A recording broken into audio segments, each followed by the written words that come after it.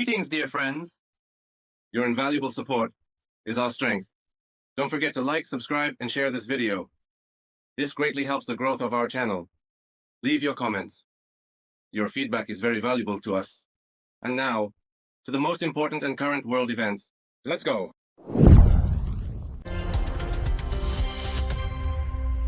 Wow! What was that? What exploded so strongly there? A fireball? Okay, we need to urgently get out of here, but where to? I don't know where. A state of emergency has been declared in the Kirtsak district of the Vladimir region. There was an explosion there. There is no information about casualties yet. All emergency response forces have been deployed, Governor Alexander Avdiyev reported. Residents of the villages of Barsovo and Mirnoy are being evacuated to schools in a neighboring settlement. Citizens are asked to remain calm. More detailed information will be available later, said the head of the region. The prosecutor's office stated that a hotline has been organized for complaints and legal assistance to residents of the Kirtsak district. On RBC, the main news. In the studio, Anna Krupina. The U.S. President's special representative, Steve Witkoff, plans to fly to Moscow this week. This was reported by the Russian president's aide, Yuri Ushakov. He did not provide details and did not specify the date of the visit. The Wall Street Journal wrote about Witkoff's visit. According to their information, the American politician will visit Russia after the second round of negotiations between representatives of Europe, Ukraine, and the USA. It will take place tomorrow in London. Bloomberg reported that Witkoff will be among the participants. Trump's special envoy has already flown to Russia 3 times. The first time was in February. At that time, Moscow handed over the American Mark Fogel, who was released as part of an exchange with the USA. Later, Witkoff stated that he had a good meeting with Putin. The second visit of the American politician to Moscow took place on March 13th. At that time, the Kremlin stated that the special envoy conveyed additional information to the Russian side. And Putin in turn sent additional signals for the US president through Witkoff. And the third time he visited was on April 11th, and he also met with the Russian president. Before the negotiations, the Kremlin stated that discussions on the Ukrainian settlement were planned. These negotiations were also referred to as a step towards a meeting between Putin and Trump. There are no plans for negotiations with Kiev regarding the suspension of strikes on civilian targets. Putin has confirmed his readiness to discuss this, stated the press secretary of the Russian president, Dmitry Peskov. This moratorium was proposed by the Ukrainian side after the introduction of the Easter truce. It was announced by Putin. It was in effect from the evening of April 19th until midnight on Monday. Peskov said that Kiev's proposal needs to be analyzed considering this temporary ceasefire, and responded regarding the conditions under which a dialogue between Moscow and Kiev is possible, given that negotiations with Putin are currently prohibited in Ukraine. If the Ukrainian side is willing and open, then probably some steps should be taken to legally clear these obstacles to such contacts, if there is such readiness. President Putin has repeatedly expressed his willingness to The day before, Vladimir Putin stated that the proposal not to strike civilian infrastructure needs to be addressed. It is necessary to differentiate when these objects can be military targets and when they cannot. According to the president, the Russian army strikes them if they are used by Ukrainian soldiers, as in Sumy or Odessa. Ukrainian President Volodymyr Zelensky stated that Kiev is ready for any discussion on how to ensure this. According to the president of Ukraine, the simplest and most reliable way is to stop missile strikes and long-range drone attacks. And a prolonged ceasefire should be the first step towards a reliable peace, Zelensky believes. Russia and Oman have signed an agreement on a visa-free regime. This was announced following the talks between the heads of state, Vladimir Putin and Haytham bin Tariq al-Said, who is on a state visit to Moscow.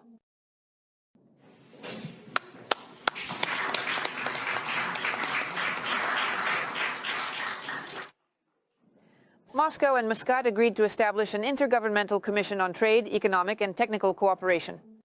At the conclusion of the Sultan's visit, the leaders adopted a joint statement. Russian presidential assistant Yuri Ushakov reported that the heads of state also discussed the situation surrounding the Iranian nuclear program, including the progress of the US-Iran negotiations. Oman acts as a mediator in these talks. At a bilateral meeting with the Sultan of Oman, Vladimir Putin stated that Moscow is counting on additional steps in energy cooperation with Oman. According to him, Russian companies are showing great interest in joint work. This is the first meeting between the leaders of Oman and Russia, and only the second bilateral contact at the highest level. According to the Russian president, the ties between the countries are developing. A solid package has been prepared for your visit. A substantial package of documents which will undoubtedly create additional conditions. A good regulatory framework for the development of our relations in all areas. Much still needs to be done in the field of trade and economic relations. But even now, there is an opportunity to develop our relations in logistics, in transportation, in mutual investments in agriculture. I was with Rio de Amar on Saturday. In the morning, we had a meeting with representatives of Russian business. We are very interested in developing these contacts. There are many areas where we can cooperate. These include energy, agriculture, and trade. And I urged representatives of Russian business to open their offices in Oman to come to us and attract mutual investments. One of the topics in the negotiations, according to the Omani side, was the development of dialogue within the framework of OPEC+. The Sultan is accompanied in Moscow by a distinguished delegation which includes the Minister of Trade and the head of SUVI, Sultan's Day Fund. A number of experts believe that Oman could become a hub for Russian businesses to enter the Persian Gulf market. Samples of sand and seawater on the coast of Anapa and the Temriuk district still show significant discrepancies with sanitary and hygienic standards. This was reported by Rospotrebnadzor. According to the information, swimming is prohibited on 150 beaches in the city and district. The map is published by the operational headquarters of the Krasnodar region. In December last year, fuel oil spilled into the Black Sea on the coast of Kuban and several other regions due to the wreck of 2 tankers. As reported by Kommersant, citing the Association of Tour Operators, 10% COAs of planned trips have been cancelled due to the restrictions. According to experts' forecasts, this year one of the key Russian resorts will receive half as many tourists as usual, and the demand for hotels may decrease by about 70%, the publication reports. In mid-April, the Russian Union of the Travel Industry expressed concerns. Due to demand, hoteliers in Anapa have reduced accommodation prices in June by 20 to 30% compared to the same period last year. The scandal with the alleged data leak is an attempt to discredit Donald Trump and his agenda. This was stated by the U.S. Secretary of Defense, Pete Hegseth. It is the head of the Pentagon who is accused of sending sensitive information via the signal messenger. I have said several times, no one sent military plans. Do you know why I said that? Because I am at the heart of the Pentagon every day. Just 10 minutes ago, I was looking at the actual military plans of current operations, or those we are about to start. I do this regularly, it's my job. Informal information was sent via signal both then and now.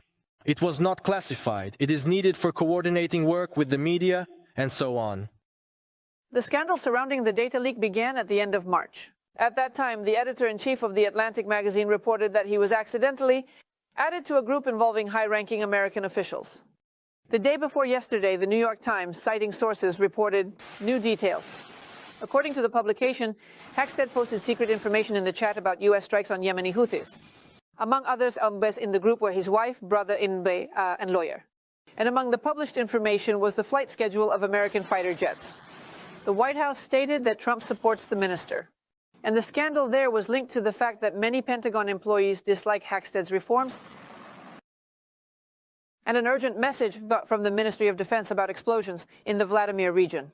According to the department, as a result of a fire on the territory of a military unit in the Vladimir region, there was a detonation of ammunition stored in the warehouse. According to preliminary information, there are no casualties.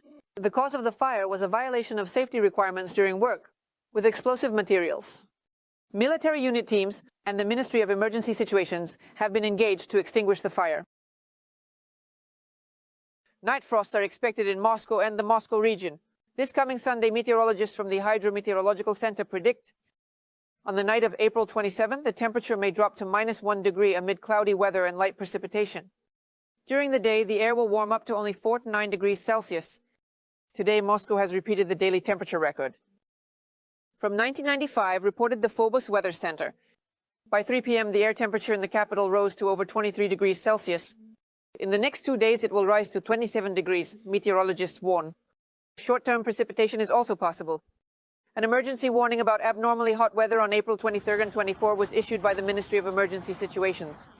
They noted that on these days, the average daily air temperature will be above the climatic norm by 7 degrees or more. These were the main news. Stay tuned to RBC.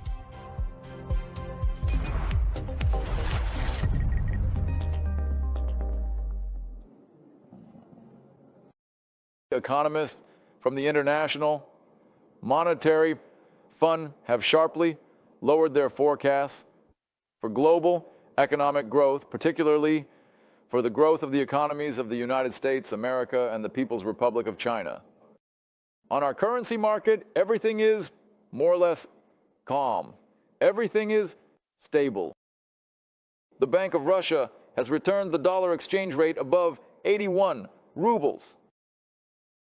Auctions will take place tomorrow. The Ministry of Finance will hold an auction for FSZ 26245-26238. Well, the Moscow exchange reminded us that from May 1 to 9, trading will not be or conducted. On the other days, work proceeds as usual. Analysts from ACRA, a rating agency, note that in 2024, 10 companies defaulted for the first time. This is extremely few. Despite expectations of high abnormal rates, a wave of defaults did not occur. The default level remained at values of previous years when rates were much lower. And in 2025, ACRA analysts also do not expect any explosion of defaults. The Supervisory Board of Sberbank recommended dividends of 34 rubles and 84 kopecks for 2024. In principle, this is expected news slightly below consensus, but overall everything is normal. Bank stocks are in the last demand field this week with VTB and Bank St. Petersburg reporting. Lukoil's oil exports in 2024 increased by 4%, while exports of oil products, on the contrary, fell by 18%. The board of directors of Severstal did not recommend dividends for the past year. Negative. The term cash flow reached 33 billion rubles. For the second consecutive quarter, Severstal has a negative cash flow. Profit fell by more than half in the first quarter, and revenue decreased by 5%. According to Severstal's management, demand for metals fell by 13% in the first quarter in Russia. And finally, the board of directors of the Astra Group approved a share buyback amid falling stock prices. The buyback size will be up to 2 million shares. In the first wave, 500,000 will be repurchased. In total, 2 million shares, which is about 1% of all Astra's outstanding shares. See you after 9 in the summary.